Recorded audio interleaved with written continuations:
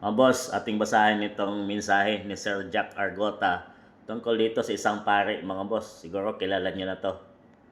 Dear Father Plaby, yan mga boss. Ang trabaho ng pare ay maghatid ng mensahe ng Diyos, hindi ang mamulitika. Dapat nagtuturo ka ng kapatawaran, hindi yung pagkimkim ng galit at puot sa dating administrasyon. Ang lahat ng nangyayari ay may rason. Dapat ang tuturo mo ay pananalig sa Panginoon, hindi ang pananalig sa isang politiko. Yan, nagmura siya dito mga boss. At paalala ko lang, Father ha, 17 years kang nagsasyabu. Hindi mo yan, sinabi mo yan sa interview mo at sa hearing. Kaya wala kang credibility mamuna sa dating presidente na galit sa mga adik na tulad mo. Pasalamat ka talaga, naging pari ka agad noong panahon niya. Kung hindi, ay baka malamang isa ka na sa kasamahan ni Saint Kian, ni drug runner na nasa museum nyo ngayon. Tuldo ka na dapat ang pamumuno ng mga Duterte. Yun ang sabi ni Father Flavi, mga boss.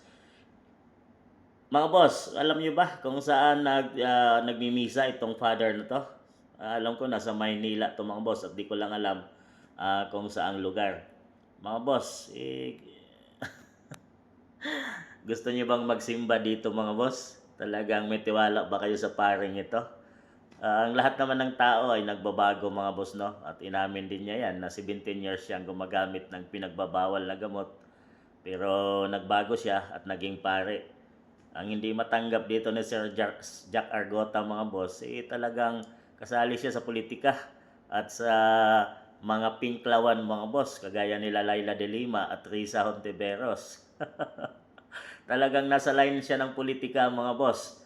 At talagang galit siya din sa mga Duterte dahil nga sa paglaban o pagsugpo ni FPRRD noon sa war on drugs mga boss. At talagang marami yung taong nadisgrasya doon. Ay kasalanan ba ni dating Pangulo yon na nagbanta na naman siya bago siya maging presidente ng Pilipinas, na talagang tutuldukan at tatapusin niya ang ipinagbabawal na yan na matagal ng sakit sa bansang Pilipinas at nakakasira ng buhay ng mga mamamayang Pilipino. At sinabi niya na umalis na kayo, at kung hindi kayo umalis sa paggamit ng ipinagbabawal na yan ay talagang malalagutan kayo ng buhay.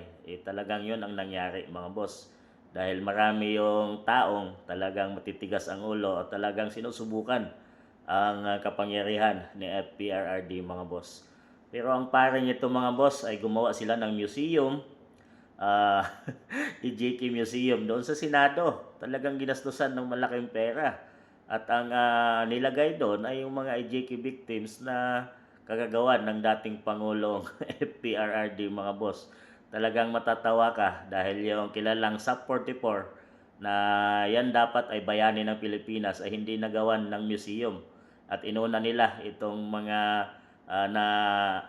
na-IJK ng pinagbabawal o yung drug on war ni dating Pangulong FPRRD mga boss. Talagang nakaline sila sa pamumulitika at kitang-kita natin mga boss. Ngayon ay naghukay siya ng mga IJK victims, hinukay niya mga boss at talagang inilagay niya sa isang yung sinasabi niyang museum din na pagbabago mga boss. Dambana ng pagbabago ba 'yon?